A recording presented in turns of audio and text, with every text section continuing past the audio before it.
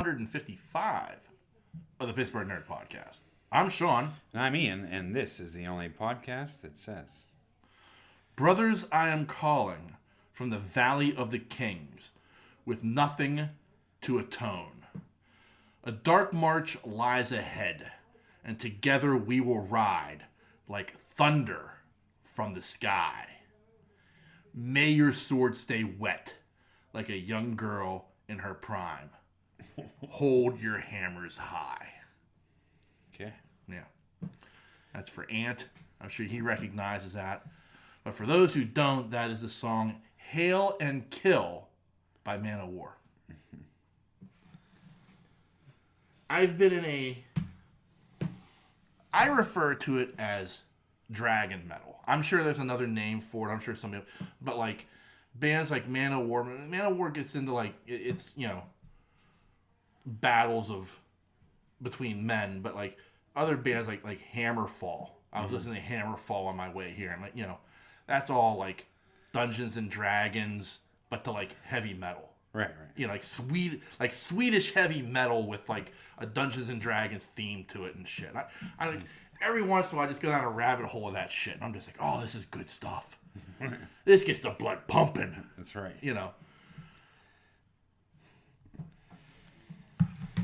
But it's also it's good fucking music. Yeah. It's a weird thing to say, but outside of the fact that it's like these fantasy lyrics or like battles of like Knights of King Arthur or barbarians or whatever, like the musically as a metal fan you go, shit, that's good. Yeah. Yeah.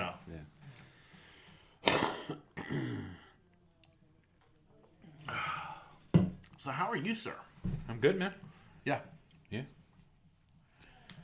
Yeah, pretty good. Yeah, good. Good. Trying to think of something I watched this week.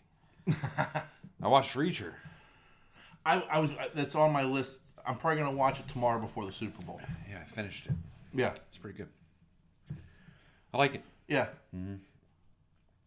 I'm interested to see where it goes. Did you watch the 2 Tom Cruise movies? Yeah. Now I know they're based off of a series of books. And I've never read the books, but I like the first Reacher movie. I mean, despite the fact that it's filmed in Pittsburgh and there's a lot of I know where that's at. Yeah. It's actually a pretty good movie. The second one's okay. It's not fantastic. Right. But I preferred the first one over the second one. But like my understanding is like fans of the books are like Tom Cruise is not Reacher. He's not Jack Reacher. He's way too fucking short. Yeah. So I had a lot of fans were liked it, and the guy who's playing Jack Reacher is the guy from Titans, who played Hawk. Yeah. You know. He's pretty good. Yeah. Like I saw some trailers. I thought, well, damn, this looks good. Hey, the dude's fucking massive. He is. I never realized how fucking massive this dude is. He's a big guy. Specimen. I'm sure he did a little bit extra training. Wait till you see him in this. Yeah. But yeah, it's good. I like the way he plays it. Yeah. You have to watch it. It's good. Yeah. I'm not gonna give anything away because it's a well done story. Yeah. It's acted really well. Yeah. Yeah, it's good. I like it. Kind of in that. I mean, I know it's not the similar, but like in the same vein of like how well done Jack Ryan was. Yeah, maybe better. Yeah. Mm-hmm. Yeah, in that same vein. Yeah. Like I like movies. I've read a couple of the Jack Ryan novels. I read Hunt for Red October. Yeah. So like I knew the character. I liked all the Jack Ryan movies. Mm-hmm. And when they did the TV show, yeah, like I was like, ooh, yeah. And especially with Krasinski playing, I was like, oh, that's a good choice. I like that. Yeah, and, it's good. I think you kind of get into the character of him. Yeah. Like how he acts. Yeah. How he thinks, how he talks. Yeah. How he thinks things out. Yeah. You know what I mean? Yeah, I feel like I'm going to get the same from Reacher. That's what I'm talking Yeah, about. okay. Yeah. It's the same. Yeah. Yeah. But he does it very well. Yeah. He almost comes across as autistic sometimes. Yeah. Not autistic, but characteristics of it. I always You thought have to see it to watch it because he's that burgers are so different. Yeah. You know what I mean? Like Yeah, where he doesn't have emotion. correct. Yeah. Yeah. Like a hint of it. Yeah. I'm not saying. I'm not trying to. Yeah. Say anything about autism. I'm just saying that it has a touch of it. Like I can't think of the name of that burgers disease or I don't know. I can't remember. What is that thing where you have trouble? Yeah, you'll see. Understanding and expressing emotion. Yeah. You'll see. Yeah. They always say Sheldon from. Sort of. Yeah. He had that problem. Yeah. It's good. Yeah. Yeah. I liked it. So I binged the shit out of that. Yeah.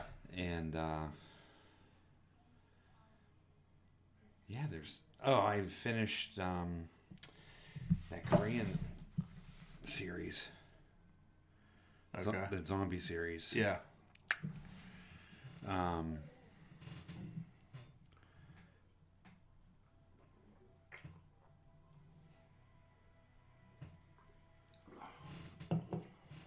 It's can't remember the name of it. It's definitely not Kingdom because that was a good series too. No, I can't. I'm looking it up right now. So I finished that.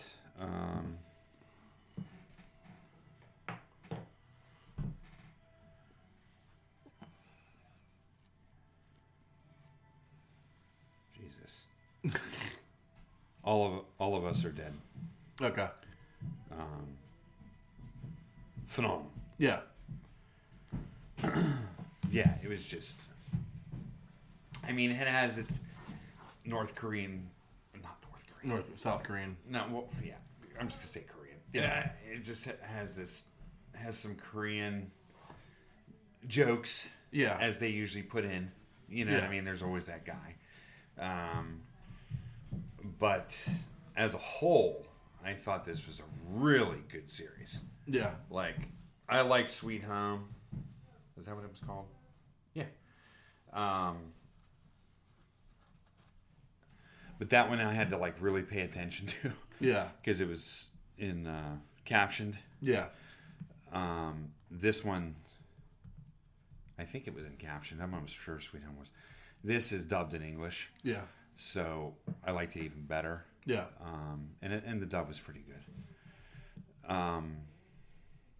It's just a good film. I mean, the way the zombies look in this not only are good, but it's very reminiscent of 28 Days. They're fast. You can see the disease spread. It's quick. Yeah. Quick to infect. They're infected within 10 minutes. They're infected. Yeah. You actually see them infect, die, come back, and the way they come back, the way these fuckers move is I don't know if these people have to be contortionists that are doing this shit. Yeah. But it's absolutely amazing. Yeah. You know what I mean? And you can hear the creaking. Yeah. I mean, dude. Yeah. So, I mean, as far as a zombie show goes, I don't know. It's pretty good. Now, I don't know if this is in the same vein. I don't know if this is in the same universe as Train to Busan. Yeah. I don't know. But it's very similar to that. Yeah. You know what I mean? Yeah. It's so good. And it's addicting. You know, it's about this outbreak that starts in this school. Right. This high school. And it just goes fucking crazy. Yeah. And so there's people that are living and it's, trying to survive and in school. What do you have at your disposal? And then and the science is good behind it. Right. So that makes it even better. Right. It's explaining that, I mean, I'm not giving away too much, but it explains how the virus starts small. Right. At ground zero. But the virus wants to spread. Right. So it Do you know what I mean? Yeah. And so when you get the military involved, it's like, what do you do? How do you contain? Because you don't want all of fucking Korea to become infected. Right. So how do you contain something that just keeps spreading? Because when they're done, if there's nothing else to eat, they need to spread it in order to be able to spread the virus. So that kind of science made a lot of sense to me. So it's phenomenal. Highly recommend it. It's up there with 28 Days.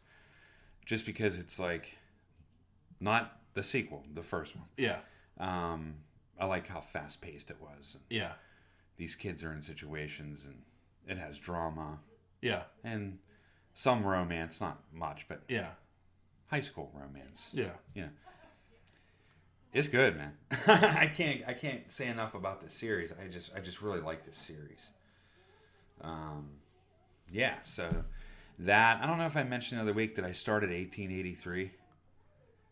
No. You said you were thinking about watching it. Yeah, I watched 4 episodes. I fucking love it. Yeah. Yeah, because it is like a cowboy movie, but they're not in the desert. Yeah. Which I appreciate. Yeah. And there's water and plains and grass. Is that going to be enough to make you watch Yellowstone? I don't know. I don't know the answer to that. Yeah. Because I know everyone, people at work are like, you should watch Yellowstone. I was like, maybe. Yeah. But I like period pieces. So, I mean, like, it's the period piece aspect of it that made me binge the shit out of 4 or 5 episodes. Yeah. You know?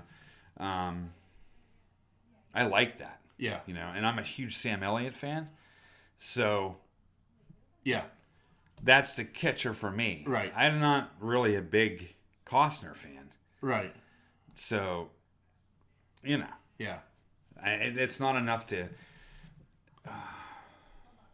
get me in there. Does that make sense? Yeah. But Sam Elliott, I am a fan of. Yeah. And he's in anything this guy plays in. The Ranch, Roadhouse. Yeah. Anything this guy's in. Oh, yeah. When he speaks, you listen. Yeah. Even if it's the beef commercial. I don't give a fuck. Yeah. You're buying beef. Yeah. You know what I mean? Exactly. Yeah. So, I just love Sam Elliott. So, so I fucking love it. You know? Good. Yeah, it's, you know, for Western style. I guess it is Western, but it's. Yeah. I don't know. It's interesting that whole migration. It's not that Texas, Mexico, no Western. You know, like the Southwest. It's more like the Midwest Western. Yeah. I like that whole process of, you know, them seeking land and taking people across country to, you know, cross rivers and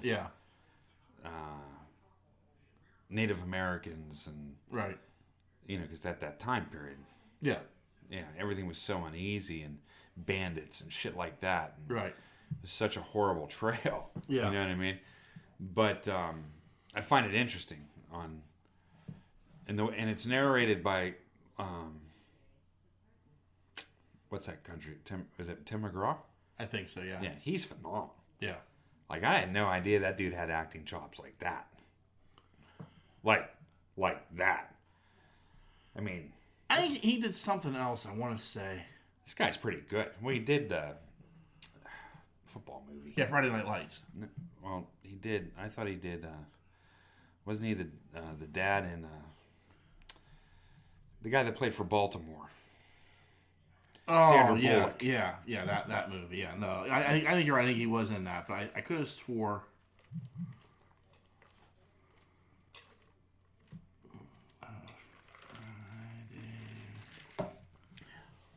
I think his wife's in it too, right? You know. I think so. Yeah. Mm-hmm.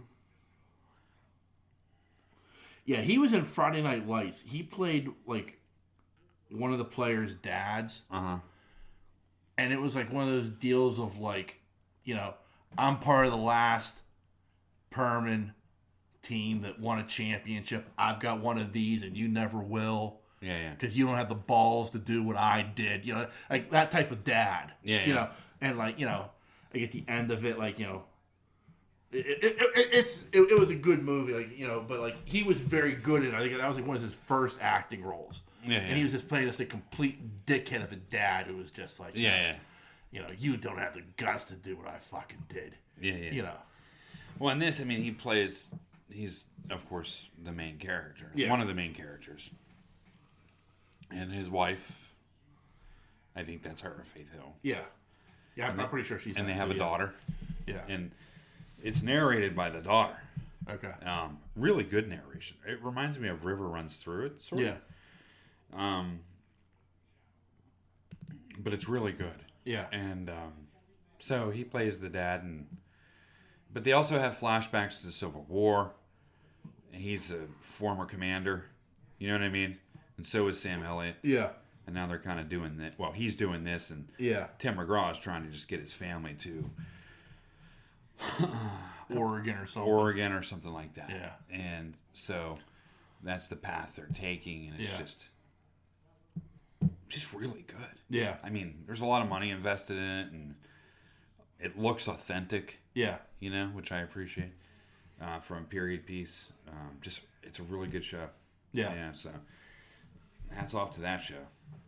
I mean, I was gonna start Yellowstone, but I was like, let's start from the beginning. I don't want to watch something in the future and then have to go back. Yeah. I want to see what happens with these characters. And if I'm going to watch Yellowstone, I want to know who these characters are in relation to what I'm watching. Yeah. I'd rather watch it from the beginning. Yeah. So, it's pretty good. Doesn't hold back either. Yeah. I mean, there's, tons of fucking blood and So before I get in the rabbit hole of what I've watched, paid a visit to our good friend Big Rig's Barbecue today. Did you? Oh yeah. Yeah. They had a special. It was like a Valentine's Day special. Mm-hmm. It was this pork shank, and it was like smoked in a cherry wood, and then like slathered with this cherry barbecue sauce. Yeah. And it came with like a side of au gratin potatoes. All right. God. Was it good? Oh my God. I mean, it was big. I mean, when you're getting a shank, you're getting a big bone with that. So like he's telling me, it's like about 2 pounds, but like, you know, a lot of that's bone. Yeah. You know? And but I feel like for 2 average people, it could probably serve rather easily. You know, maybe get an extra side or something. Right. You know, but overall, like, I felt like, you know, this could have served 2 people, but you know, my fat ass, I was like, yeah, I'm fucking up one of those shanks myself. You know, fucking delicious. Really? Yeah. Oh, no, he always knocks it out of the park. Yeah. And it was nice, like, you know, he was there. We had a conversation. He was like, I thought I'd see you a couple times because I was serving the poutine. And I'm like, yeah, I just couldn't get up here for that. You know, it drove me nuts knowing you were serving it. But yeah, still, yeah, good food, good people. He was getting ready for the Super Bowl onslaught tomorrow. Oh, really? Yeah. He's like, yeah, we're expecting a big day. Like, I am sure. That's cool. Yeah. But I watched last week. I watched on HBO Max. They had a documentary about Terry Bradshaw. I started it. Okay. I know what one you're talking about. Yeah, going deep. I watched like 25 minutes of it. Yeah. I liked it. Yeah, it's interesting because he's like doing this concert where he's singing and I guess, you know, telling tales, you know, in Brantford, Missouri. Yeah. But there's also a lot of like, you know, him sitting backstage at this theater just talking about his career and stuff. And I found it very interesting. He gets very interesting talking about his relationship with Noel. Yeah. You know? Yeah. And it's like, it's one of the, like, Terry Bradshaw is like one of the few people who like Pittsburgh loves and hates. Right. Like, we love Terry Bradshaw because he won 4 Super Bowls with the Steelers. Like, but we hate Terry Bradshaw because he has no relationship with the city or the team. Like, and I've heard, like, Pat McAfee has talked about, like, when he looks at this, from the outside looking in, like, at the Steeler organization, it feels like a college. Like where, like, you have homecoming and all the greats show up. Right. You have these, the Hall of Fame. Like, more than any other team, like, probably because, like, so many of them just end up living in Pittsburgh. Like, Mel Blount will be at a random game. Franco Harris will be at a random game. Not just like a homecoming type game or something like this. They is just like come to the game. They just come to the game. Like, you see the all time greats just kind of show up for this stuff because they stay in the city. And he said, more than any other team, like, the atmosphere, the fact that we've only had 3 coaches in 50 plus years, it feels very much like a college atmosphere compared to any other team in the league. And it's like, and the only player who has, like, this severed relationship, this complicated relationship with Pittsburgh and the Steelers is Terry Bradshaw. Yeah. Like, we've even forgiven Rod Woodson. Like, we've embraced Rod Woodson as a Steeler, despite the fact that he won. To fucking Baltimore. Besides the fact that he went to Baltimore and won a Super Bowl, like, we, like, still embrace him as a long-time Steeler, And there are other players that we just, like, and they come back. Like, Rod Woodson has no problem coming back and waving hands and kissing babies, Like, he loves that shit, So it's this funny. I think Terry's come back a couple times, but not as much as the others. No, but he even talks about, like, and I get it. Like, like, early in his career, like, he was questioned. Yeah. Like, can he play fucking quarterback? Yeah. And like, it reminds me of, like, oddly enough, like, Cordell Stewart. Yeah. Like, you look at Cordell, especially his early career, when he became a full-time quarterback and stopped being slash. Yeah. It was like, oh, he's too dumb to read defense. He can't hit the broadside of a barn. He makes stupid mistakes, this, that, and the next thing. And it was like the same thing with Bradshaw. Like, Bradshaw's early career, like, Bradshaw didn't even start the majority of the games in '74 when he won the first Super Bowl. Yeah. Terry Gillum started the majority of the games. Yeah. Or not Terry Gillum, Joe Gillum. Mm-hmm. I think Hanratty started a few. Terry Gillum. Yeah, Terry Gillum. Terry, because you get Joe Gillum and Terry Hanratty. I think Terry Hanratty started 1 or 2 games as well. What was that movie called? Time Bandits. Terry Gillum. Yeah. Is that right? That's it. Yeah. But yeah. So, like, that movie. Oh, it's a fantastic movie. Good. You talk about movies that could not be made today. Nah. Time Bandits is one of those movies. Nah. But so it was, like, interesting, like, to, like, see, like, him talk about his relationship with the city and how, like, what he thinks, which is, I don't think it's all that high. Yeah. But yet he still, like, is like, well, I'm a proud Steeler. But yet, like, and I get it, like, like, you're doing shit. You have your commitments with Fox. He's also a Southern boy too. Yeah. From a farm country. Yeah. Yeah, there's a lot. It's a very interesting. It's different. It's a very interesting and very complex relationship that trying to hear him try to describe it, especially with Noel, who, again, like, other than Terry Bradshaw, I've heard nothing but, like, people, like, just like, Chuck Noll was fucking amazing. Yeah. He wasn't going to be your dad. He wasn't going to put an arm around you and say, good job. He reminds me of, Noel always reminded me of, what do you call it? Belichick. Yeah. He reminds me of Belichick. Yeah. Do you know what I mean? He's just kind of, And, like, even, like, Noel would talk about, like, well, yeah, you're retiring from pro football to go on to do your life's work. Yeah. Like, this wasn't your life's work, especially, like, back then when, you were making $50,000 a year. Yeah, yeah. Yeah. You were an all-pro. You were making, $75,000 a year. You were flying high. Yeah, But, so it was like, it was true in a way. Like, you played football, you played a child's game, you got paid for it. Now it's time to go and do your life's work. Yeah. You know, and so Noel didn't have that sentimentality of, like, you know, hey, thank you for, you know, sacrificing your body so we could win 4 championships in 6 years. That was none of that. Right. You know, it was like a handshake and, you know, well, time for you to go. Yeah. You know. So, I think it's very interesting, like, everything that goes into it with Bradshaw. And I just thought it was interesting to hear his insights into it. Yeah. Even all these years later, he sounds bitter. Yeah. And, like, I get it, and another way I don't. Because, like, if you showed up, this city would just go nuts for you. Yeah. But, you know, he doesn't want it. Yeah. There's something there that's... Yeah. Something with the organization. Yeah. Oh, yeah, I'm sure. Like, I mean, it as a whole, like, he's, like...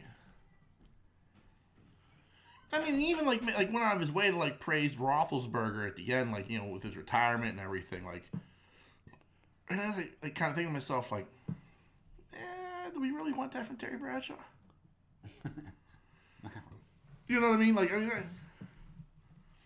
I would have felt better if it was Mark Malone. Oh, come on. You know?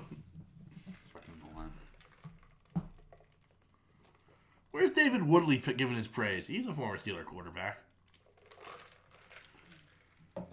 Well, I think because he's a analyst. Yeah. It's popular. Yeah. You know. But also, like, I often, like... It's that funny thing of, like... I look at Terry Bradshaw, and I look at a lot of, like... I'm on Terry Bradshaw with a lot of older guys. Okay. Who are still, like, doing, like, commentating and stuff. Mm. And guys who have been away from the game 20 plus years. Mm. How much analysis can you have? Because the game has evolved and changed. Right. Like I don't know. Like people bag on Chris Collinsworth because he's, like, you know, anti-Steeler. I don't think he's anti-Steeler. You know, I don't think he likes the Steelers. We know that. Yeah, I mean, he was a Bengal. Yeah. You know, but I think at the same time, I think he tries very hard to be impartial with Steeler games. I don't know. I do. Like I don't know. I don't mind. He may start like that. Yeah. But listen to that motherfucker go through the game. I can't stand him. If it's a game where the Steelers are getting beat, you hear a little joy in his voice. Oh, yeah. You know, don't get me wrong. Like, you know, I get that. But at the same time, like, I don't feel like to me, he's never gone out of his way to, like, diss the Steelers, which he could. You know what I mean? Like, I occasionally he'll make a comment, and in all honesty, it's probably a legitimate comment, but it's a comment he shouldn't have made. If that makes sense. He does that a lot during Steelers. Yeah.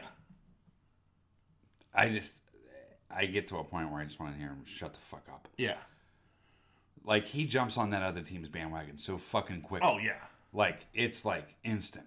Like, especially, like, when it was, like, Steelers-Ravens. As soon as the game changes just in the other team's favor. Yeah. Oh, yeah. He's fucking giving him a hand job. Yeah. No, seriously. Oh, I know. I get what you're saying. I mean, it's awful. Yeah. But also, like, I watched, like, a thing about him, like, you know, it was, like, a Football Life, I think, on NFL Network. Uh-huh. Like, the amount of film study he does. Mm. He puts in as much film study as, like, some coaching staffs. Yeah. On these games. And it was kind of amazing to, like, see, like, his process of, like, getting ready for a game so that he can be knowledgeable. And I, like, question, like, how much film is Terry Bradshaw watching a week? None. He's a personality, though. He's a personality. So, like, how much can I take from Terry Bradshaw and say, like, well, he's knowledgeable in what he's saying? Yeah. Well, he really isn't. You know what I mean? Yeah. And he's been out of the game for 40 years. What about Cower? Well, Cowher's been out of the game for 15 years at this point. I think... and that's the thing, like I don't think Cower as much, because I'll bet he probably watches a good bit of film still. Like, just because that's the kind of guy he is. But I also think, like, he's reached a point in his life where he's kind of like, yeah, I got this rock star girlfriend, wife now, and I'm living the good life in New York, and yeah, I'll keep up. You know what I mean? Like, I feel like there are guys. I think that I'm surprised Cower has lasted this long as a fucking announcer. I didn't think he'd be able to do it. I'm surprised he's lasted this long without going back to coaching. Yeah. Like, and at this point, I don't think he will go back to coaching. Like for years, it was always like, well, there are 6 jobs available, and all 6 of them want to talk to Bill Cowher. Right. You know, and you never heard anything go past that. Like, and it's like, I feel like Bill Cowher has reached a point in his life where it's like, man, do I want to go back to that grind? Right. No, I hear you. I just didn't think. I mean, like when we first saw him on air. Yeah.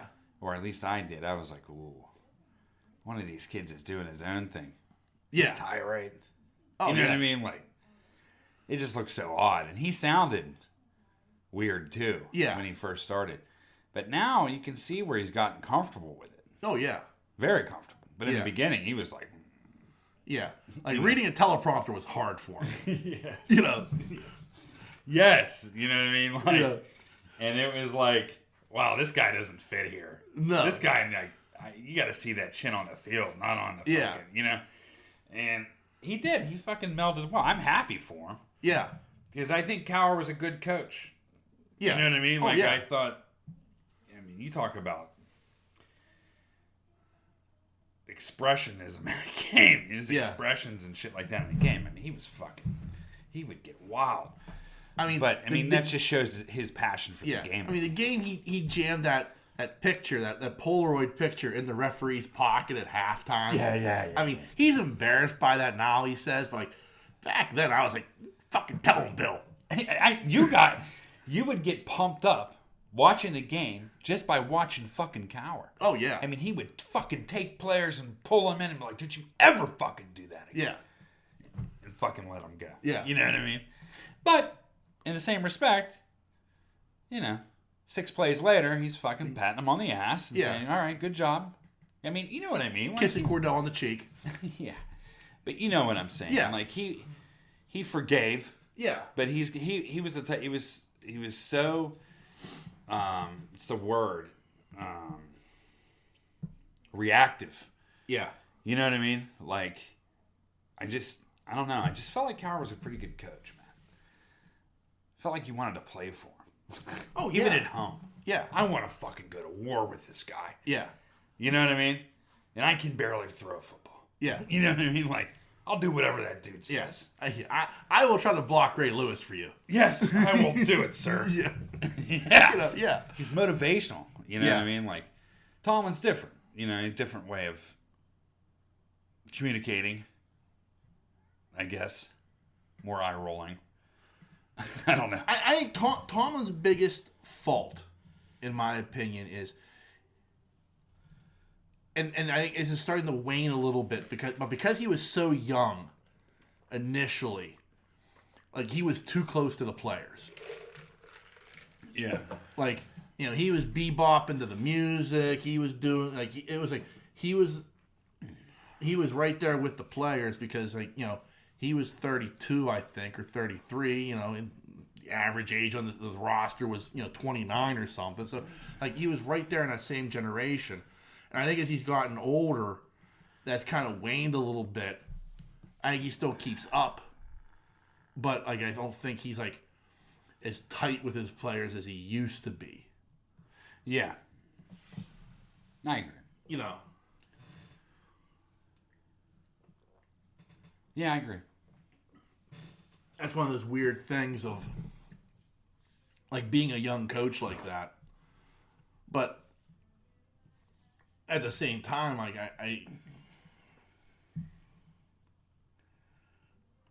like I always love these people who are like, yeah, oh, you gotta fire Tomlin. Well, first off, go ahead and fire him and watch how fast he's picked up by anybody. Right. Even if you have a decent coach, you'd fire him to hire Mike Tomlin. Right. You know, and you know, in the same breath, my question is always like, well, who you replaced him with? Running backs coach. I'm just kidding. But yeah, I mean, like who honestly are you pulling out to replace Mike Tomlin? Right. Like you want to go with one of these young, brash, offensive guys who like have like a 3-day growth, like they think they're fucking Indiana Jones and the product in their hair. Right. You know, no, that's not Steeler football. Right. You know, it's Mike Tomlin. Yeah. Mike Tomlin with a scruffy beard, and you know what I mean? He shows up and does his shit, gets the job done. I mean, you know, we haven't won a Super Bowl in a while. We haven't been to a Super Bowl in a while, but you know what? I mean, like, you just don't fire a guy just because, like, you know, yeah, we could probably do better. Well, can you? Yeah. Can you really? You know, 'cause I don't think so. Yeah, we need to be more worried about a quarterback than we need to be doing anything else.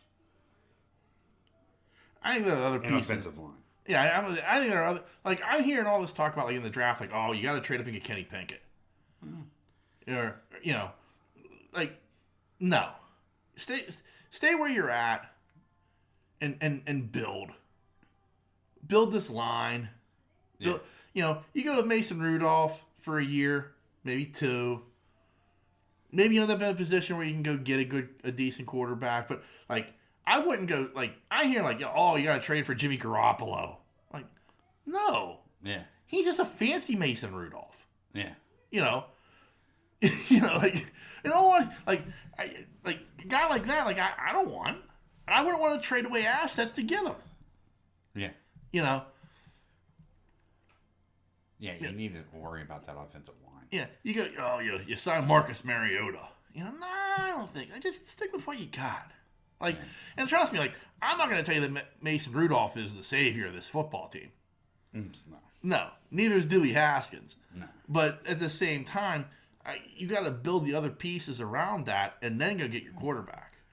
Right. You know, I am not a fan of drafting that quarterback and then feeding him to the Lions. Well, also, too, is if you don't get that offensive line repaired, you're feeding fucking Najee Harris to the Lions every fucking week. You're not going to have a running back in 3 years when you get a quarterback. Yeah. If you keep doing what you're doing. Right. You know what I mean? No, you're right. And you're absolutely right. And they also need a big time third down back or fullback to come in to split loads with this guy. You know what I mean? With experience. Yeah. A little bit of teaching there. Yeah. You know what I mean? Yeah. But we'll see if that ever happens. Yeah. But guy can block. Yeah. You know, so who knows? That's just the armchair quarterback here. Yeah. So while we're on the subject of football, we do have tomorrow is the big Super Bowl. Yeah. The hapless, not quite sure how they made it this far, Bengals against the LA Rams. Right. What are your thoughts on the game? Like, what do you have a prediction on how you think it's going to go? No, I don't. Yeah. It's hard for me to cheer for the Bengals. Oh no, I'm not. I can't. Impossible. I know there's tons of people cheering for the Bengals. I'm like, it's. Yeah, I mean, It's hard for me to do. Even though it is our division. You know what I mean? Well, like, I always hear, like, the thing that, like, a couple people told me have been like, oh, well, Tyler Boyd, he's a Clareton boy. I'm like, yeah. And when he played for Clareton, he buried SA 4 straight years.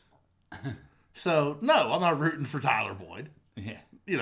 I'll root for Aaron Donald, local boy who also went to Pitt. Yeah. Like, I can't. that like there is nothing in my fiber in my. It's like it's the same like when the Ravens went to the Super Bowl. Like I could not root for the Ravens.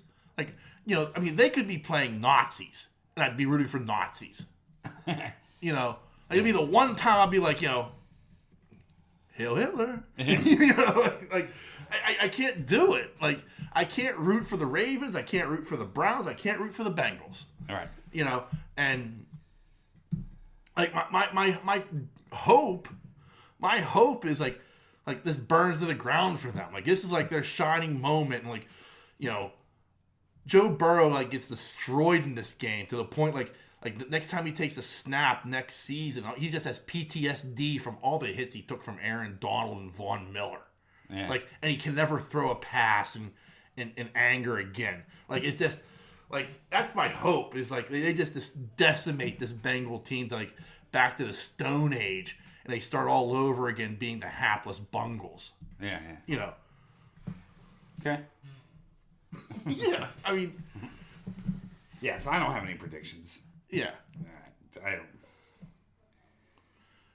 It's like me rooting for Penn State, West Virginia, or Notre Dame. I can't do it. Yeah. I can't do it. Yeah. There's one time in my life I've rooted for Penn State. One time and one time only. And that was in '84 against Miami. Yeah. When they went down to Tempe for that the Fiesta Bowl. And like it was like I hated Miami so much that year. And I don't know why. Like it was like I guess it was like that Miami swag and everything. Like I was just like, fuck it, I'll root for Paterno one time. Yeah. And I felt dirty. Like I really felt dirty doing that. And so because I don't hate the Rams like I hated the Miami that year, I have to, root for the Rams because it would just soil me. Like I would feel like I soiled myself if I rooted for the Bengals. I know. And in theory, you should be, rooting for your division, but like, it's hard for me to do. It is. I can't do it. I hate all three of those teams. I hate them with a passion, a burning hot passion. Yeah. Like all three of them go fuck themselves. Yeah. And number one at that list is Baltimore. Yeah. Oh yeah. I mean, Baltimore's high on that list. Just because of who they used to be. Well, it's not even who they are now. Well, I know. But I mean, like, in all honesty, that burning hatred moved because they were the original Browns. Yeah. But it got worse because like they had Ray Lewis and Ed Reed and fucking. Oh, the worst. I mean, what's his name? That specimen. T-Sizzle. What was his name? No, I can't remember. Huge. Yeah. Haloti Nada in the middle. Keep going. But I mean, like, they had all those guys that you just hated. Oh. Hated with a passion. And like, those games were so physical and so nasty. Like, it was like throwback football. Like, and even the referees let shit go. Like it was like, man, that was clearly pass interference, but we're calling it like it's 1974. Right. So we're gonna let it go. Right. It was shit like that where you're like, oh man, okay, this is where we're at. Terrell Suggs. Yeah, Terrell Suggs. God, I hated that dude. Yeah. Oh yeah. Oh my God, was he a beast? But the worst part was about Terrell Suggs. I wish he was a Steeler. Oh my God. If he was a Steeler, he would have been my favorite player. Yeah. But because he wore purple, the guy can go fuck himself. He was phenomenal. Oh, he was one of the best I've ever seen. Wish he was a Steeler. Yeah. You have to admit that. Oh, yeah. Ray Lewis was good too, but I think Suggs is better than Ray Lewis. Yeah, I think Ray Lewis is overrated. Yeah. Agreed. Because to me, it was if you watch the Ravens, they always put him in that category of LT. Like the way they talked about him and shit. Yeah. But he wasn't. No. He wasn't in that category. Because the reason he got overrated, I always thought, was tackles are they're not an official stat kept by the NFL. Yeah. But at the same time, it's a stat that's kept, but it's kept by the home. It's kept by the team. Yeah. So you'd see Well, there's a run to the right, and that's brought down by Ed Reed, so and so, and you like he'd just show up. Like Lewis would just show up, and Ray Lewis, like everything. Like he just had to be in the general vicinity and he got credited with a tackle. Yeah. So it was like one of those things where it's like his stats were overblown. I mean, he made big plays from time to time, but I can also remember times where he just didn't show up. Yeah. Particularly against the Steelers. Right. And then he'd boo-hoo about it in the locker room. Suggs wouldn't. No. Oh, no. Suggs would. Suggs played every fucking down. Yeah. I don't think we've played anybody that scared me more than fucking Suggs. I was always watching for him. Yeah. Ray Lewis was a guy who, he did the dance and he gathered you around and he'd shout and he'd scream and he'd tell you about what we're going to do. Terrell Suggs was a guy who went out there and followed orders and got shit done. Yeah. And he broke fucking Ben's nose. Yeah. That was it. Clean. I'm about to say he was dirty by any stretch of the imagination, but he was just a beast of a player that had my utmost respect, and I hated him with my guts. Yeah. Because he was that fucking good. Man, was he good? Yeah. Oh my God, was that guy good? He scared the shit out of me every time we fucking played him. Oh yeah. Where's Suggs? Yeah. Where is he on the field? You guys know where he's at all times. It's funny. I was watching I went down that football rabbit hole, Steelers, and it started off with Ben's greatest throws. You get on those fucking things. Oh yeah. Well, then it came up to a Polamalu thing. I was like, man, was that guy good? Oh. Sick. A freak athlete that you'll never see again. Never. Not like that. Not like that. I've never seen anybody do anything No. like that. And I think he needs ranked more than what he is. Yeah. Of all time. Because nobody can do that. There's right. I'm not just talking about jumping over the line. Yeah. You know what I mean? Because Yeah. he's done that multiple times. I'm not even talking about him jumping over the line to make plays. Yeah. I'm talking about his hand. The dude had hands. Yeah. And really good hands. Yeah. Yeah. Probably could have played offense. Probably. Yeah. But what's amazing, the thing that always amazes me, he was the only safety I've ever seen that played 3 yards from the line of scrimmage and would make plays 25 yards down the field. Yeah. Crazy. And he did that regularly. Yeah. He was knocking a ball away from a guy 25 yards on the field, and if you watch the play begin, he was right there next to the defensive line. Yeah. What the hell? I know. Talking about speed. Yeah. And then, on top of everything else, he would take your head off in the blink of an eye. Yeah. He was one of the hardest hitting safeties. He's one of the fastest safeties. Oh, I used to love when he used to take people's legs out. Yeah. He was the most all around complete athlete I've ever seen at that position. And people will talk about Ed Reed, and they'll talk about Steve Atwater, and they'll talk about the guy from Baltimore whose name's eluding me right now. But to me, Troy Polamalu is quite possibly the best safety I've ever watched. Yeah. For years it's been Ronnie Lott. Yeah. Ronnie Lott was the best of the best. Yeah. And Polamalu's. And that guy from what's his name from the Patriots? I don't know. You'd know if I said it. Yeah. But anyway. Yeah. But you're right. He has to be. Dear Lord, man. Yeah. The shit that guy can do. Oh, yeah. And just him hitting. God, man, he brutalized. His hits were so fucking hard. Yeah. You know what I mean? Oh, yeah. I've seen some pretty rough hits, but not consecutively as much as Polamalu. Yeah. He was going to take you out.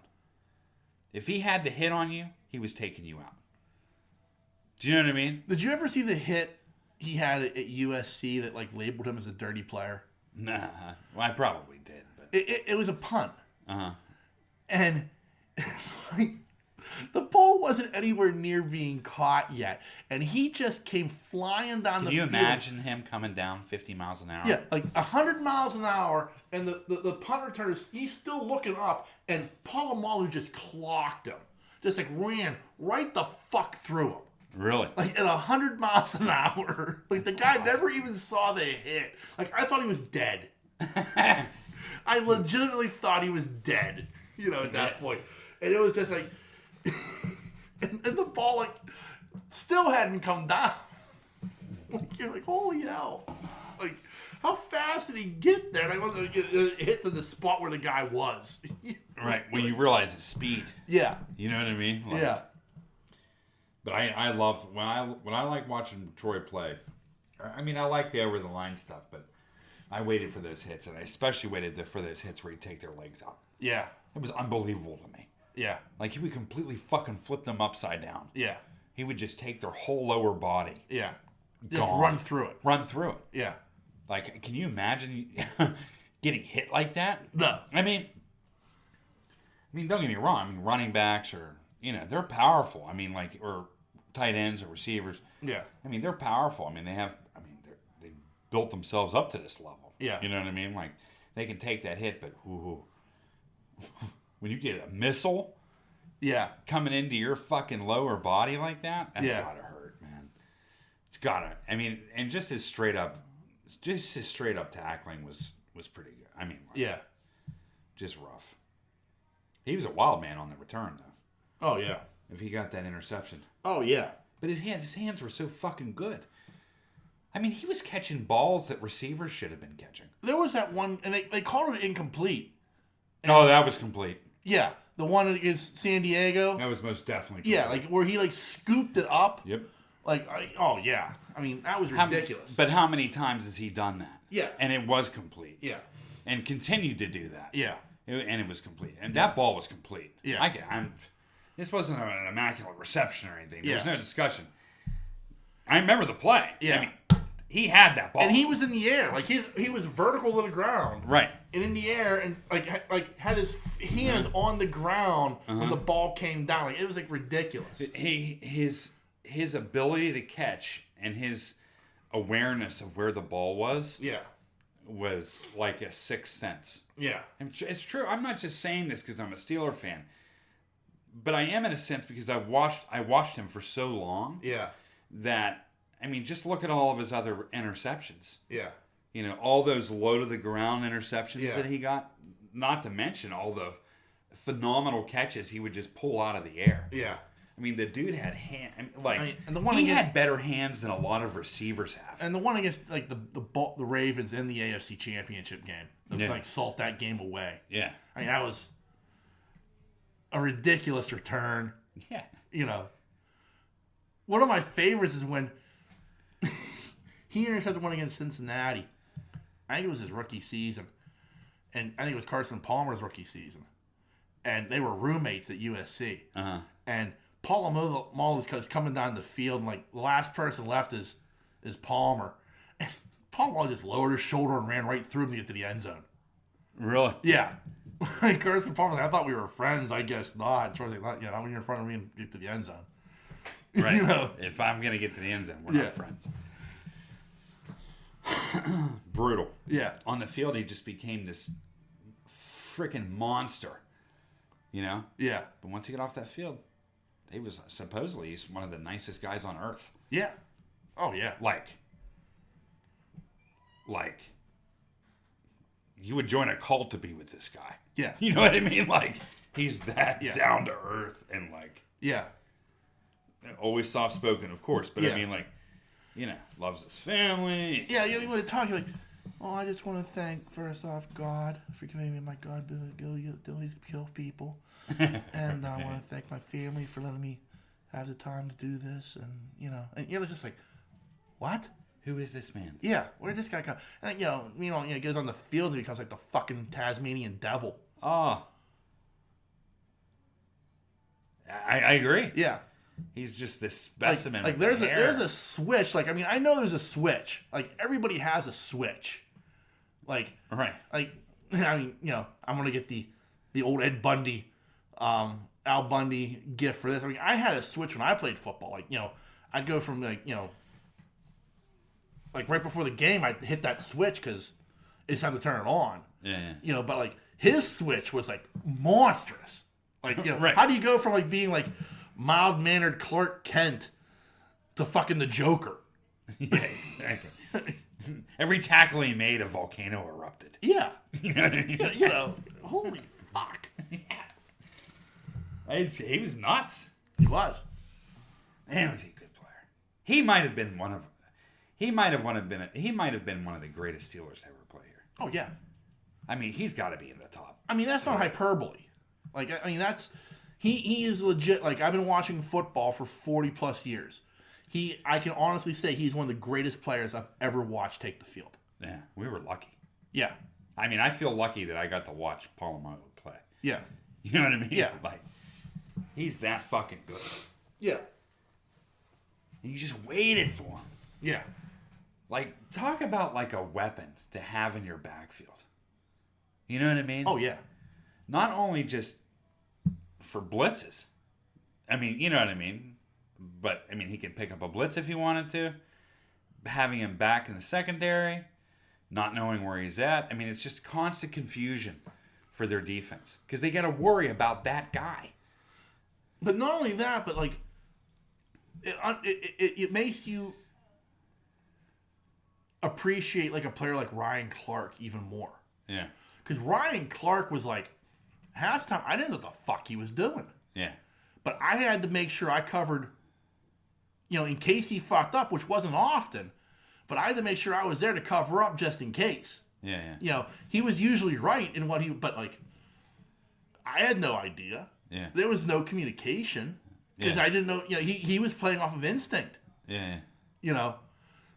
And so I mean, he'd get back if he needed to, but like, how the fuck do you like cover for a guy or know what a guy's doing when he's like 3 yards from the line of scrimmage and I'm 10 yards back?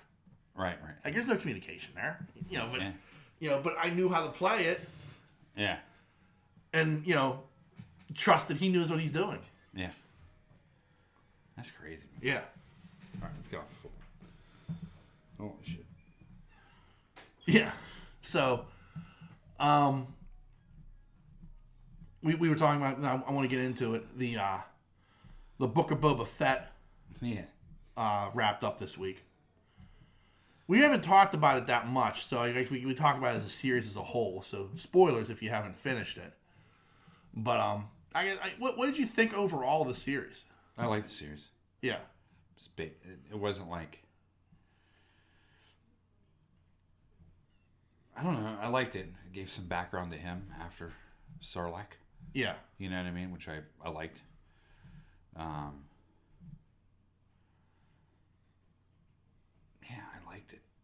yeah, To be quite honest with you, I like the storyline too. I get the spice running, and that made sense to me. Mm-hmm. That's something that was always in the background in Star Wars. yeah, The spice runners. yeah, You know what I mean? yeah, So now that you're seeing it, you know what I mean? Yeah, I like that. And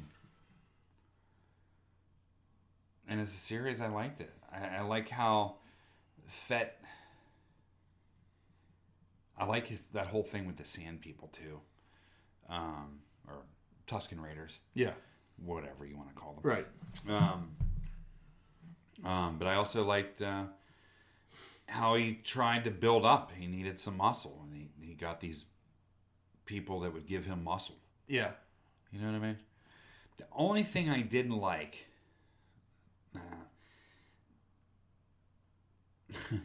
I know I'm going to be the odd man out on this one, right? Mm-hmm.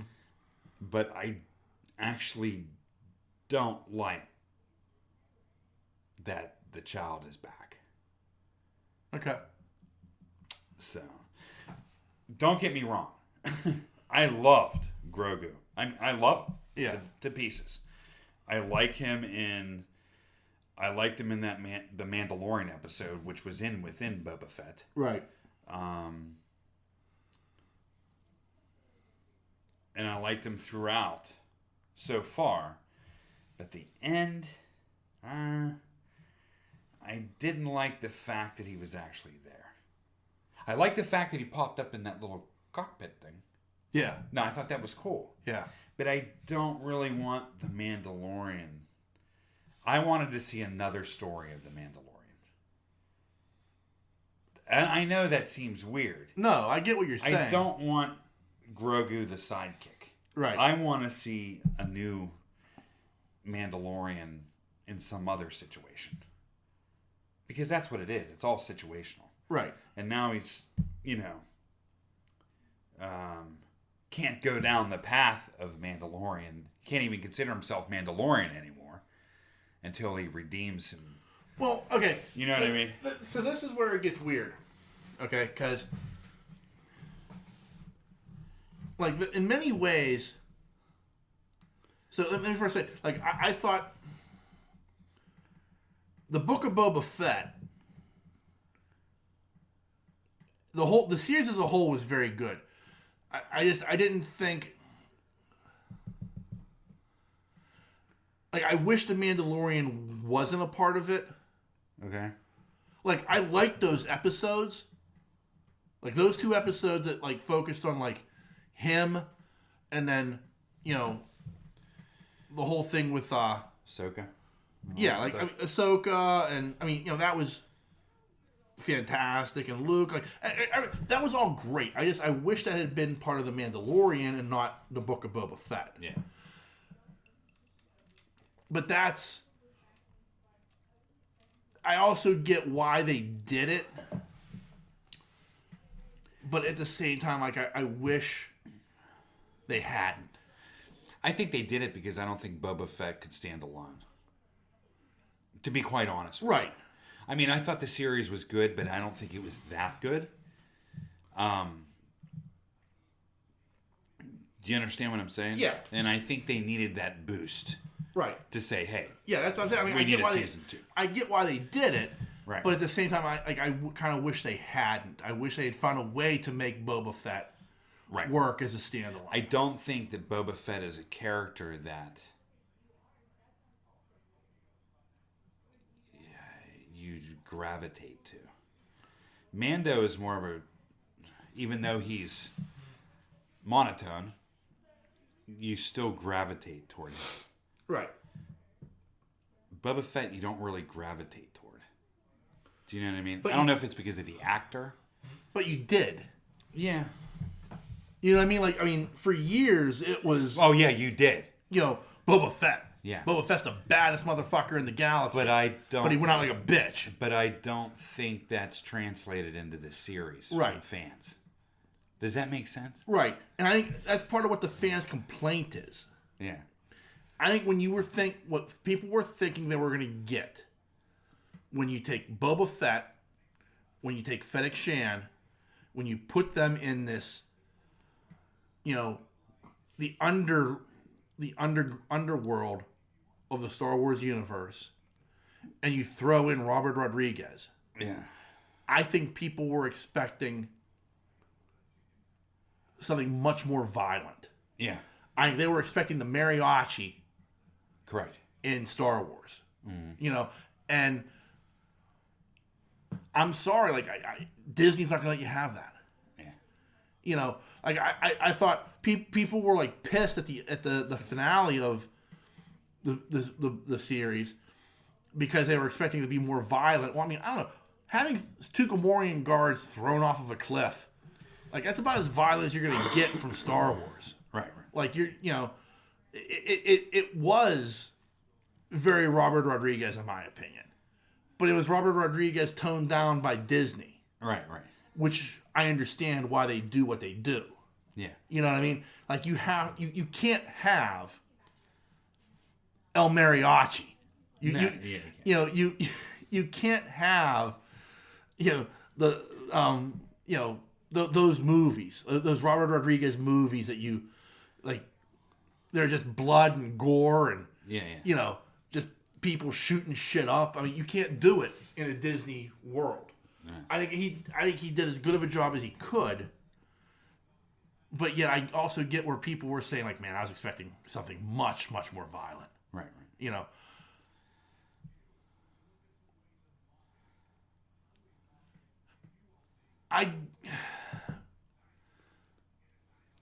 Like, you're talking about, like, with Mando, is he really a Mandalorian? Well, I mean, he's Mandalorian. He's I'm not saying that he's not. Right. But, like... But he's kind of out of the... but he's out of the circle, I guess. He's out of the cult. Yeah. Because as we've learned, and I already knew, like, I was more confused by them wearing their helmets all the time than I was at first, until I figured it out that, you know, that's not Mandalorians. But he's part of a cult of Mandalorians. I see. From the Night Watch. Okay. You know, and so their belief system, like, when the armor's, like, talking to him, and he's talking about the Darksaber, and he's asking about Bo-Katan, and she's like, you know, yeah, Bo-Katan's the reason we're like this, because she didn't win the Darksaber in combat. Well, she didn't. Sabine Wren, her niece, gave her the Darksaber. Yeah. Because Sabine felt Bo-Katan was the one who should rule Mandalore. Yeah. You know, but because the tradition of it is it has to be won in combat, and Bo-Katan's buying into that now, because when at the end of season 2 of the Mandalorian, he's like, well, just fucking take it. She's like, I can't. Because she's already done that once, and that led to the Night of 1,000 Tears. Yeah. You know, like, there's this history, and part of it is, like, it's not Bo-Katan's fault that she took the Darksaber. You know, it's the Empire coming down and raining havoc. Yeah, yeah. You know, how do you fight the Empire? I don't care how badass your planet is. The Empire brings its might down on you. You're going to get fucked up. Yeah. They brought everything. Yeah. Because Palpatine knew what he was getting into when he took on Mandalore. Yeah, yeah. He's like, I ain't fucking around. I'm going to lay waste to them if they're... Because Mandalore was neutral. Like, in the Clone Wars, Mandalore was neutral. Yeah.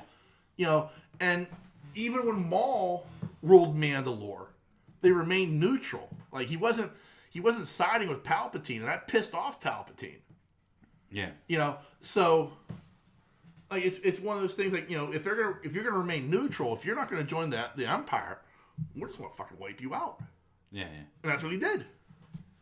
You know, so, like, the armor, like, to me, to, like, lay judgment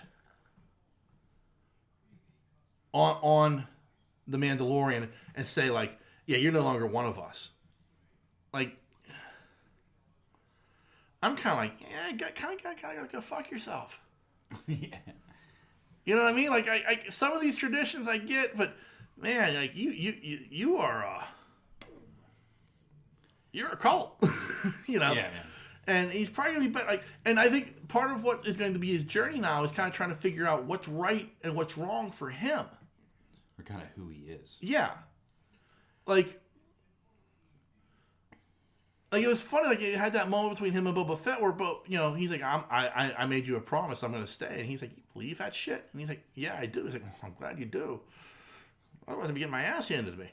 You know? Yeah, yeah. So, I mean, there is, like, but so there's, like, an honor system that he can have, but at the same time, like, it can be his. Yeah. Versus a cult. Yeah. Versus a religion. Right. Where, like, you know, the showing of your face isn't something that's, like, a dishonor. And, yeah, you know, like, at the end of the day, like, I mean, I think, like, part of, like, Grogu coming back, and, don't get me wrong, I love the fact that, like, Skywalker makes him make the decision, gives him the ultimatum, which, by the way, very Sith-like. What's that? Like, yeah, choose one or the other. Yeah, yeah. You know what I mean? Like, and that's the funny thing is, like, you saw this, and it's like part of what, like, you go all the way back to the Last Jedi, and, like, what was the problem with the Jedi Order? Well, part of the problem with the Jedi Order was you couldn't have, like, a relationship. Right. Like, you can't have commitments. Right. You know, you can't have somebody you're attached to like that. And that's what he's telling Grogu. And he's telling Grogu, like, you can beat the Mandalorian and have his armor, or you can have my dead master Yoda's lightsaber, which I've been holding on to for sentimental reasons. Yeah. So which would be, my friend? Yeah. Well, only the Sith deals with absolutes. Right. Ask Ben. Right. Obi-Wan will tell you that. Yeah.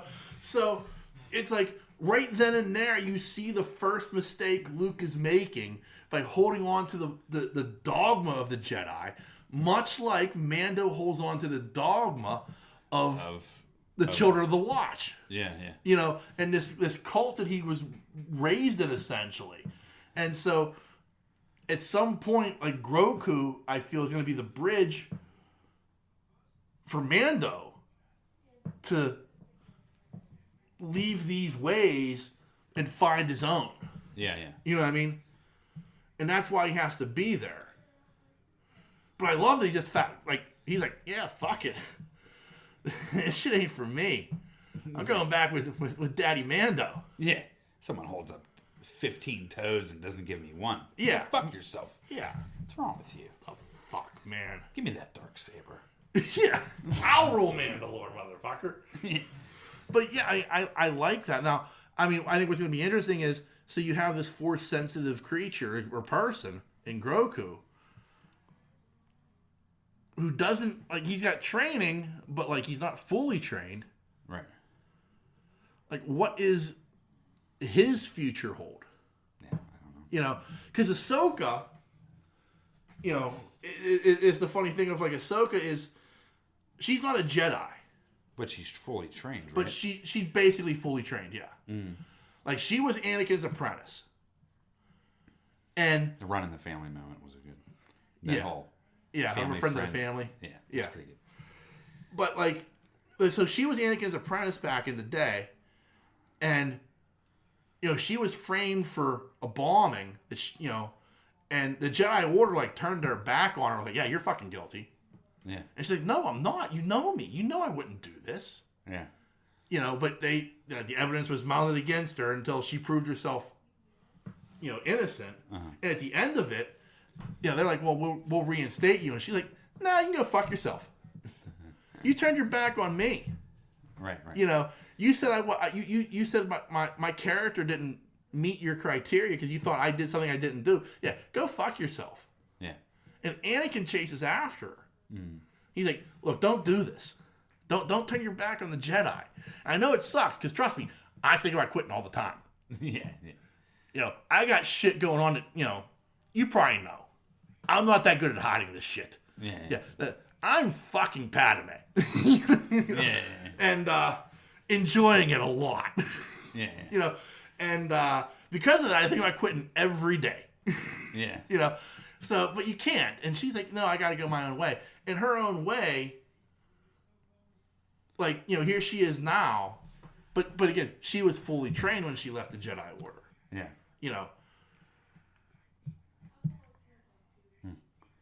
Which leads to, like, this great line later on in Rebels where she's facing Vader. And, Vader's like, I killed Anakin Skywalker. He's dead. And she's like, well, I will avenge my master. And Vader's like, revenge is not the Jedi way. And she placed up her lightsaber and goes, I'm the Jedi. Nice. And you're like, shit. That's a hit. For that battle, they got the fucking Duel of the Fates going and everything. You're just like, oh my God, this is amazing. It's a fucking cartoon. Yeah. This is the best thing I've ever seen. Oh, I'm getting chills right now thinking about that fight.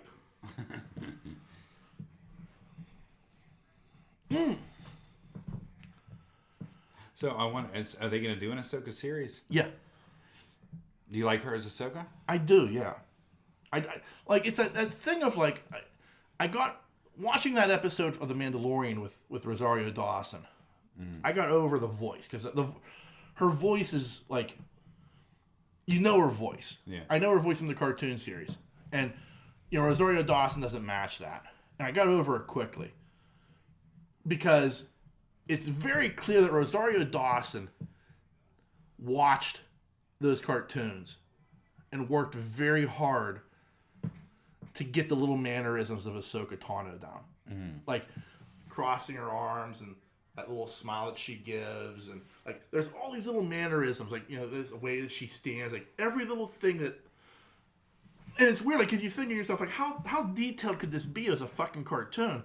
But it was detailed. She had, like, there's a reason that character is so beloved. Right. And the detail that was put into that character, Rosario Dawson has found a way to make it translate to real life. Mm-hmm. And I can't thank her enough for that. Mm-hmm. Because it's a dream come true to me, like, to, like, see this character that, like, I'll never forget when we went, they released a Clone Wars cartoon movie. And me and Nancy went to go see it. Mm-hmm. And at the end of it, Nancy was like, I really like Ahsoka Tano. She's fun, and she's got quips, and she's got sass. I'm like, and my reply was, yeah, I can't wait to see how she dies in Order 66. Yeah. Like, I couldn't stand her. Like, I thought, the last thing fucking Anakin needs is a scrappy do. Yeah. And she wasn't that. And, like, as the cartoon went on, that character became so in-depth and so believable and so intriguing and developed and interesting. Like, you were like, when it came time for Order 66, I was like, she can't die. Right. This can't happen. Yeah. And it was like when you knew she survived it, and then you see how she survived it. Like there's so much. It's like her story is like so heart wrenching at times because of like what the fuck she's been through. Right. And you're just like, oh man, like It's pretty neat though that she was the closest thing to Vader. Yeah. I mean, in essence. Next to Obi-Wan. That's what I mean. Yeah. Like she's the next in line, really. Yeah. Closest to Vader. Yeah.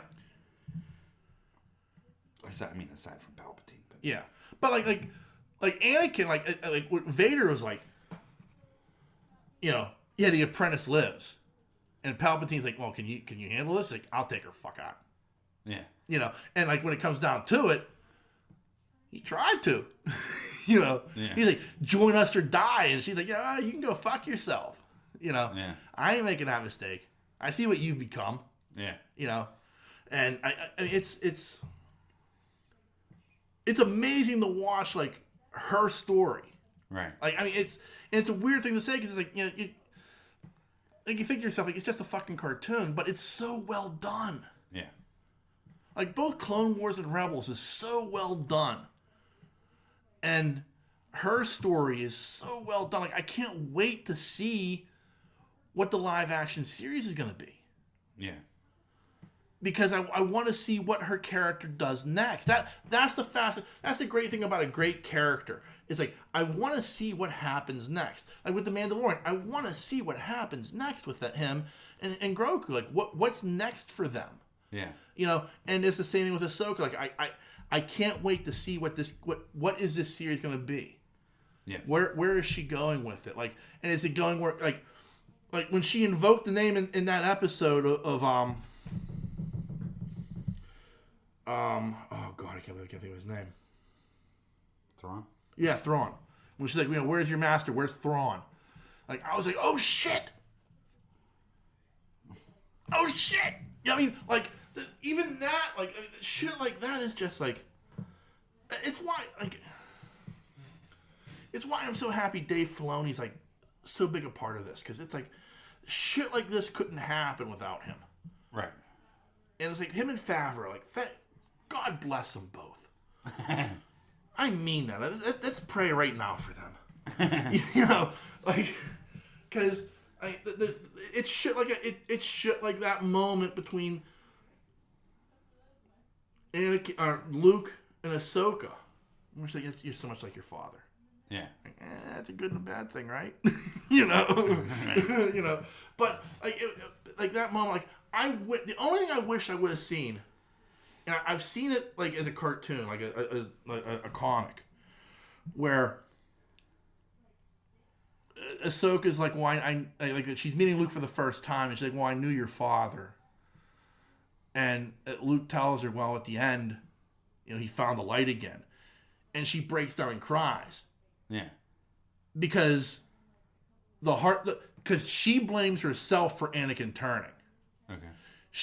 If she was there, instead of being on Mandalore, trying to bring Maul in, if she had been there with Anakin, she feels she could have prevented him from turning to the dark side.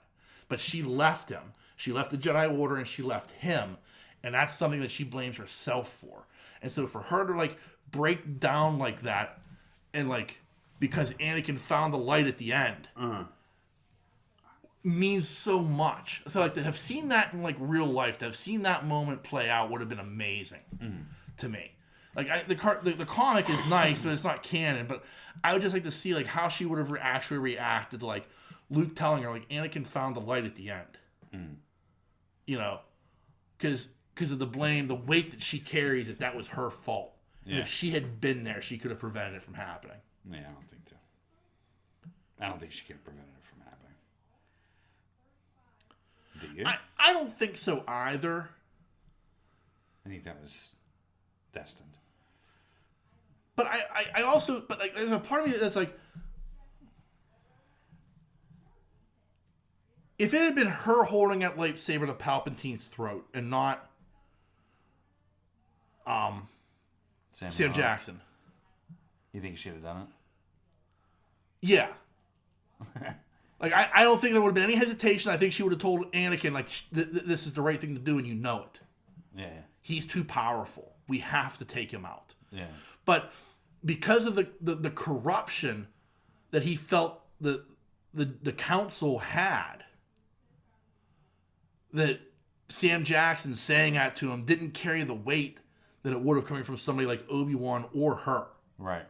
Those were the two people he trusted most at that moment.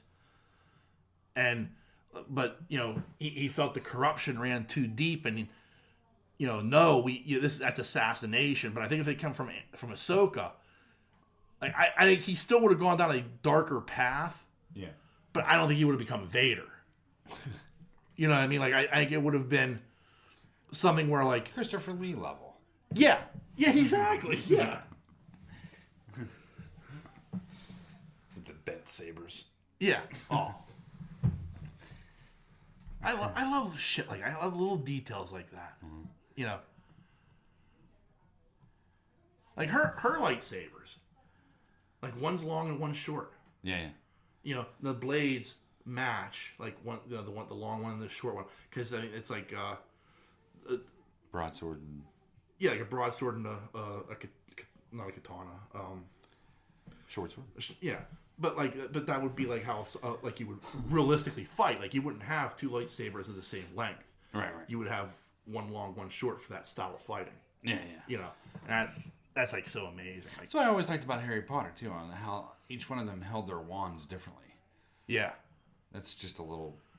Each one of them held their wands completely different. Oh, I mean, I love the way Voldemort held that wand, like this. Yeah. So wicked. Yeah. Yeah, that's exactly how he did. Yeah.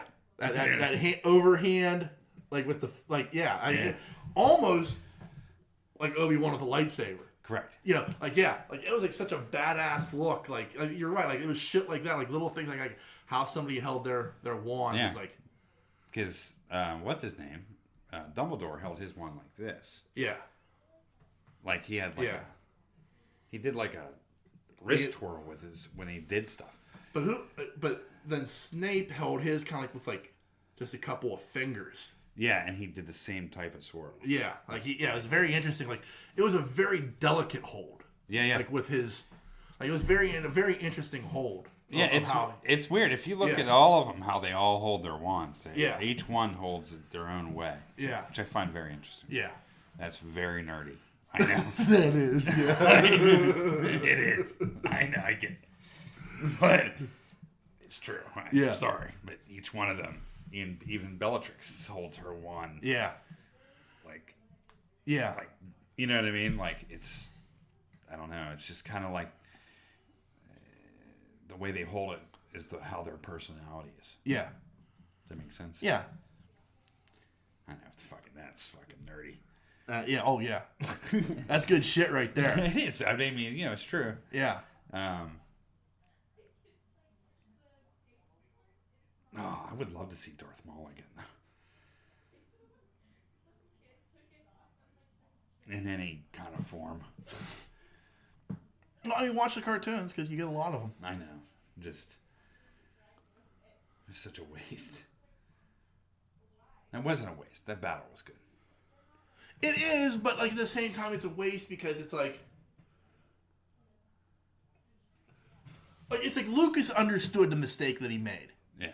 Because like the Clone Wars, like people forget, like the majority of the Clone Wars, like George Lucas was involved with, like from a storytelling standpoint. Mm-hmm. So the decision to bring back Maul was his. Yeah.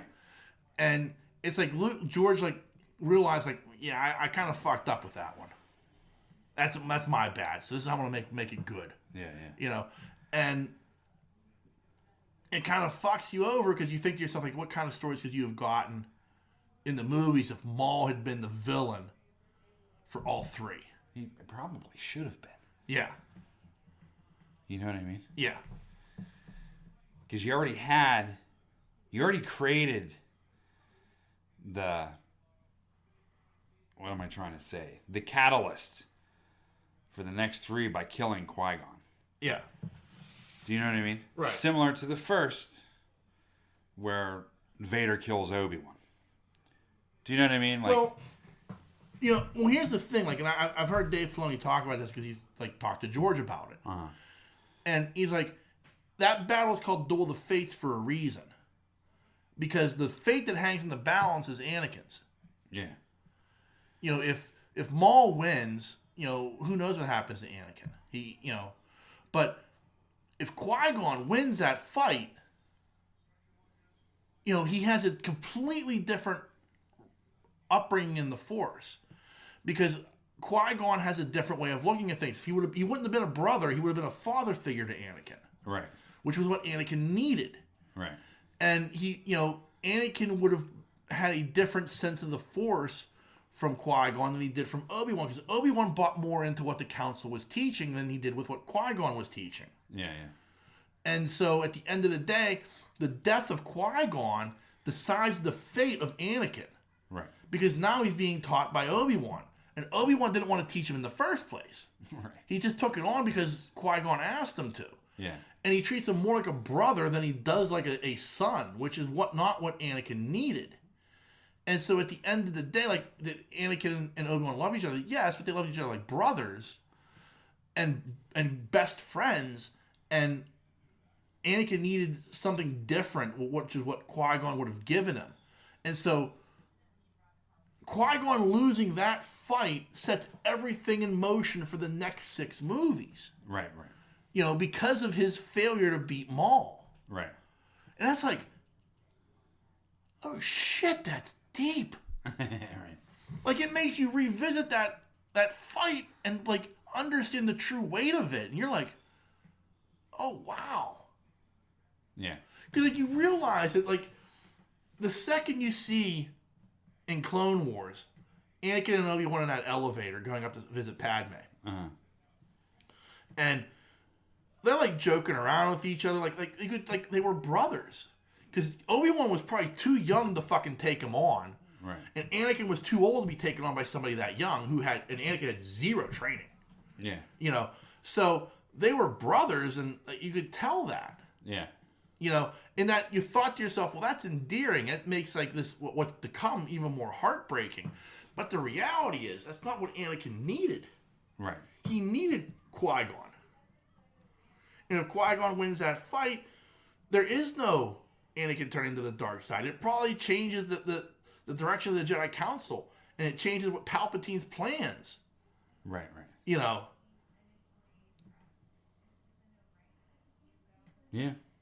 Qui-Gon, loser.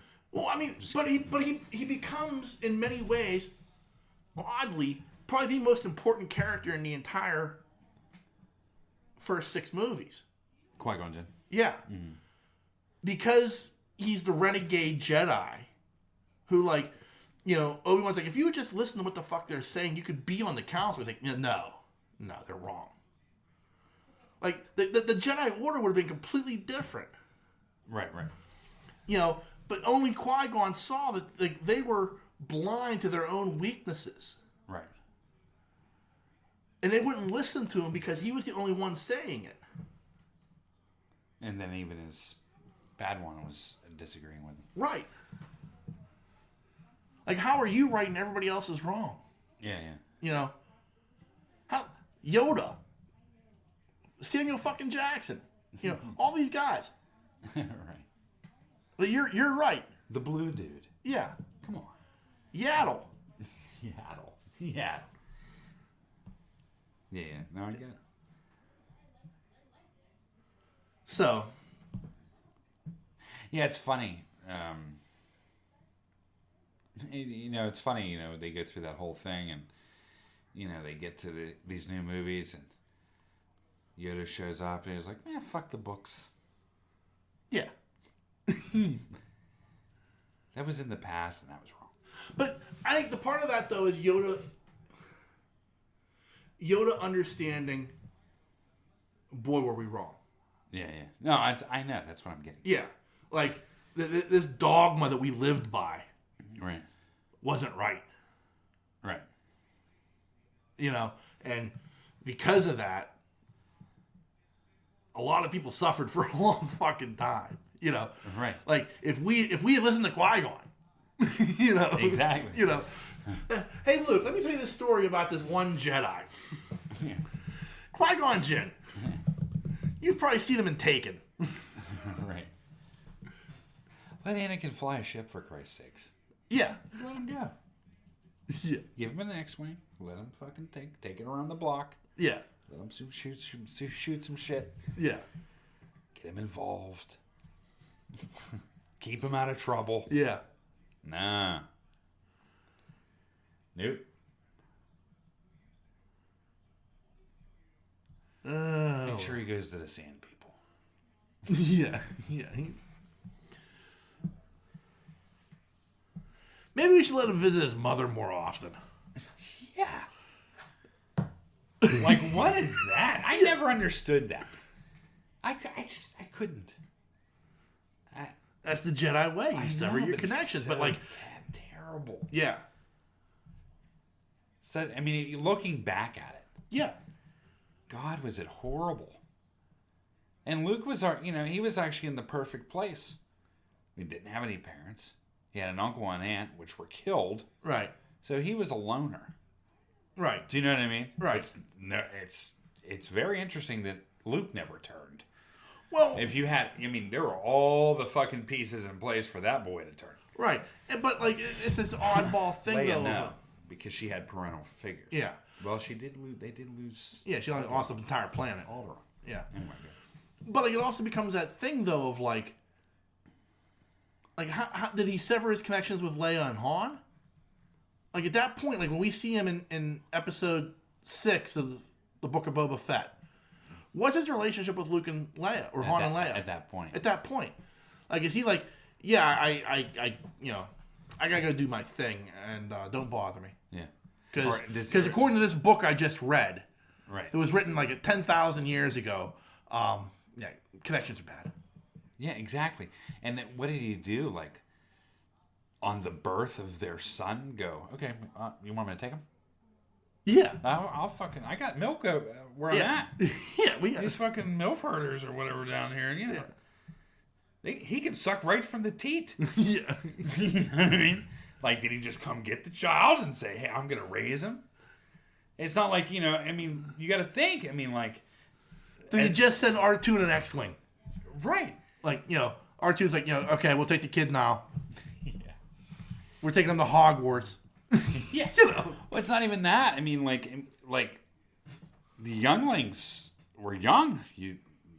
Younglings. Yeah. So, they were separated early. Yeah. There was no connection, right? And, but here's the thing. Did he raise Ben?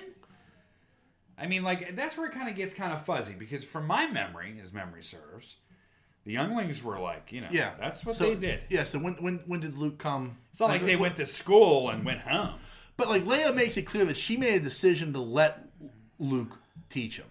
Yeah, but what age? Yeah, what age did that happen? Was it like 5? Is Luke really father figure versus Han? Yeah. At that age, if he didn't have any connection to his parents, but then you see all this stuff, Luke and Leia, I mean Han and Leia reminiscing about their son Ben. So that tells me that they did visit. Was he 10 when they? Yeah, I don't get it. You know what I mean? Like, if he was 10, that was too old. Yeah, I mean, like it's like a weird thing of like, when did that happen? Yeah, because it's clear that Ben's got daddy issues. Yeah, Yeah, I mean, did they split because they lost their child to Luke? Or Snoke? Part of it? No. Oh yeah, I guess you're right. Yeah, like when they got word that like shit went down and Ben burned down the Jedi Academy, and Luke's like, yeah, peace, I'm out. Sorry about your kid. I don't know what to tell you. It was a real fuck up. If only Grogu were here. Yeah. I don't want to get into details of it, but I may have tried to murder your child, and I gotta go. I'll leave some details with R2 and the rest with an old man on. I'm a fucking sketchy uncle. Yeah. I'm a little sus. I've got some issues I gotta work out. And I want to do it on an unknown planet that you people can't find. I just fucking want that green milk. Yeah. I've been just craving it. So, there's a lot of questions that have to be answered, But it's that oddball thing of again, if Luke had later on he's like, yeah, the Jedi Order were so fucked up. Yeah. And let me tell you from experience how fucked up they were, but they were so fucked up, Yeah, but during this whole time, right? Why didn't the ghost come to him and mentor a little bit and say, it just didn't work out this way. You know what I mean? There was none of that going on.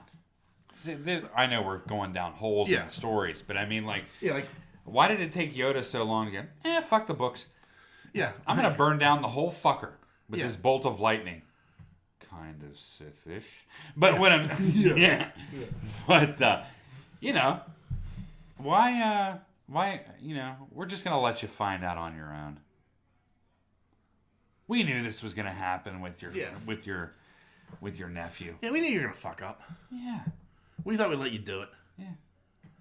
We haven't learned from our mistakes, even as ghosts. Yeah, even as Force ghosts. We're like, so the Force is this living thing, but, we're not going to utilize it to help you out. Most all of your deaths were because of Jedi fuck-ups. Yeah. I'm just saying. Yeah. And we're not going to tell you either because we want you to become a ghost. Yeah. Yeah. And you're not allowed to come out until somebody else makes a mistake. And then you can come out and try to teach them the ways. It's just kind of weird. It is. No, you're right. You know what I mean? Even Obi-Wan doesn't show up as a Force, hey, he kind of hey, yeah, go to Dagobah. I know you think you're hallucinating, but trust me, go to Dagobah. Yeah, at points of death that comes Obi-Wan. Yeah. And then, oh, you think you're dying? Yeah. Ooh. Yeah. And then later on, as Luke's getting ready to leave, as Luke's getting ready to fuck up, it was like, hey, you really shouldn't do this. And I can't help you if you do. You are on your fucking own. Yeah. Luke's like, well, go fuck yourself. Yeah. Maybe if somebody had oh, by the way, Vader's your dad. Yeah. Let's try some honesty. Yeah. You've lied to this kid for years. Yeah. Remember that shit I told you back in my hut on Tatooine about, I was so full of shit. Yes. I mean, when did lying and deceit become part of the Jedi? Yeah. That's not the Jedi way. Well, it's true from a certain point of view. I don't know what point of view it is, Ben, but, Yeah, well, it's sort of like that white lie, right? Yeah.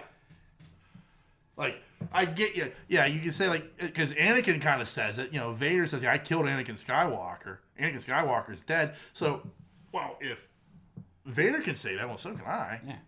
He says it, pisses himself a little bit. Yeah. Yeah. Yeah. So, yeah, I mean, I can see where, Kenobi's well, if that's the propaganda that they're selling, I'm going to go with it. Rips a fart out of the brown robe. Yeah. Damn Banthas. It just seems like, somebody was said, after all these movies, hey, let's try playing this game this way. Yeah. Let's let Luke suffer for years. Yeah. You know what I mean? Living in isolation. Oh, he was a fucking crazy man. With force nuns. Yeah. He was a crazy man. Yeah. You know what I mean? Yeah, oh yeah. And that was proof by him drinking that milk. Yeah. He straight from the teat. He looked like Nick Nolte. Yeah. From fucking Down and Out in Beverly Hills. Yeah. He did. Yeah. He did. He looked just like him. Yeah. Dripping. Yeah. I mean, so you're going to let this guy suffer for this long with guilt and everything else, right? Yeah. Why? Why not counsel him? Yeah. You know what I mean? You've all figured out how to come back as ghosts. Yeah. Why wouldn't you counsel him in his time of need? No, they turned their back on him. We'll let you figure it out. You fucking work it out, pal. Yeah. We're all dead. Yeah. Your turn. That's how I feel. I feel like, in a sense, I feel like that it's all bullshit. So, I mean, like, when you get to these force-sensitive people, it makes more sense because they're more true to their feelings. Yeah. These people were not true to their feelings. They couldn't love. Yeah. Right? They had no sense of family. Really. Yeah. Do you know what I mean? They had to let everything go. They become like these excellent fighter monks. Yeah. You know what I mean? It just didn't make a whole lot of sense. It didn't. I liked the mythology of it, but at the same time, it brought their whole order down. Yeah. With Vader. Yeah. Oh, Palpatine. Yeah. And they created the Sith. Did the Sith? Well, the Sith existed well before that. What I'm saying is that did the Sith? No, I know that. Right. But they were the anti, right? Yeah. So they were just fucking everything in the universe, or? I'm just curious. What was their religious path? Well, Not religious path. Right. What But was it's an oddball thing of like. Vader gets some whores up there. At what point did the rule of two come into play? Yeah. Because that was the thing. Like, there's always two, a master and an apprentice. There's never more than that. Mm-hmm. Like, the Jedi were like this massive army, but the Sith were only two and wreaking havoc. So, like, when did the rule of two come into play? And, like in the cartoons, like they have dark-sided depths. Right. Like, they have these, like, hunters, these Jedi hunters who they use the dark side. They're using badass lightsabers that are, like, on a swivel and shit. Like, and like all sorts of crazy shit that those guys are doing. But, like, they're not Sith. They're, like, adepts. Okay. And, like, so, like, when does the line get crossed? And was Grievous like that? Well, no. Grievous didn't have any force ability. Oh, he could just use the sabers. Yeah. Yeah, because he was a robot. He was just able to use the sabers. I thought he was aware, though. He is. I mean, he was a cyborg. Yeah. Okay. But he didn't have any force ability. Okay. He was just taught to fight. That was his thing. But like when in like the history of like the Sith did like the rule of two come into play? Like at what point like was there like an army of Sith with like one leader, or like factions of Sith? Right. With multiple leaders, and that's where the rule of two came into play, because these factions were war with each other instead of like hey, we need to take out the Jedi. Yeah. So like a lot of interesting like shit that like the history of the Star Wars galaxy has that hopefully someday it all gets unfurled. But it's like this oddball thing of like like the history of the Sith, like there's only two. Like, well, why the fuck is that? Well, turns out it's a matter of trust. Yeah. Yeah. Interesting. Yeah. All right, let's go ahead and wrap this up. All right.